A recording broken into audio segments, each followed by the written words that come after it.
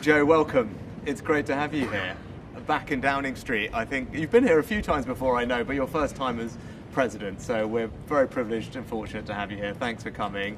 Great for us to carry on our conversations, which we were having just a month or so ago, it feels like, in the White House, where we signed the Atlantic Declaration, the first of its kind economic partnership, which I know we'll be talking about today. How do we strengthen our cooperation and joint economic security to the benefit of our citizens? But also we head from here to NATO in Vilnius, where we stand as two of the firmest allies in that alliance, and I know we'll want to do everything we can to strengthen Euro-Atlantic security. But great pleasure to have you here. It's good to be back. You know, we've only been meeting once a month.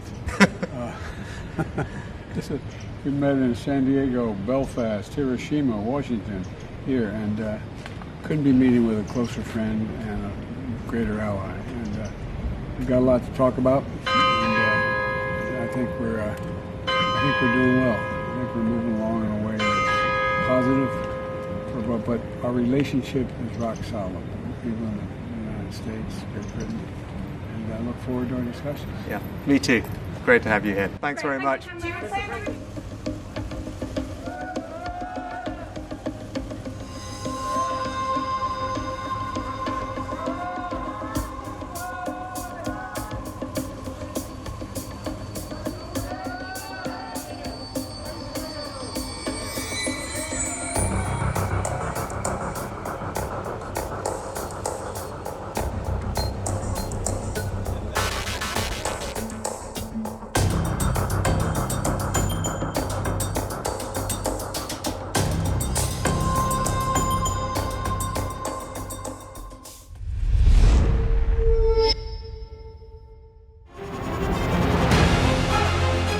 Email exchanges from inside the BBC, they talk about the risk of violating Indian laws.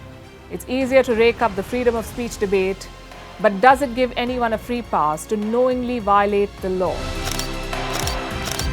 America supports India because it needs India's support in return.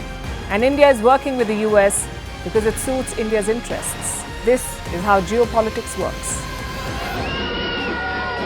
Last night, he diffused a crisis with his defense minister. But today, Netanyahu was confronted with a new problem. His cabinet seems to have rebelled against him. The UK is looking at the Indian subcontinent to fill its coffers. That India seems to be negotiating from a position of power, like a partner and not a former colony.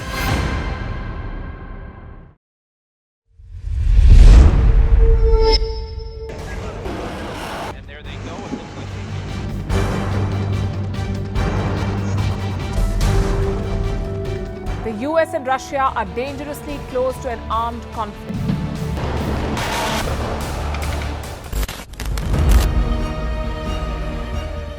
This year, 2023, New Delhi will be the capital of global diplomacy. For a country as diverse as ours, with 88% of the population illiterate, it was a very big deal to write a constitution, and that too, the world's largest. Meanwhile, if we may, here's a Republic Day gift from India for the BBC. A list of suggestions for the BBC for their upcoming documentaries. Number 1, the Kohinoor and the colonial loot. Number 2, an outdated monarchy and unhealthy obsession with the royals. Number 3, racism in 2023. We're waiting.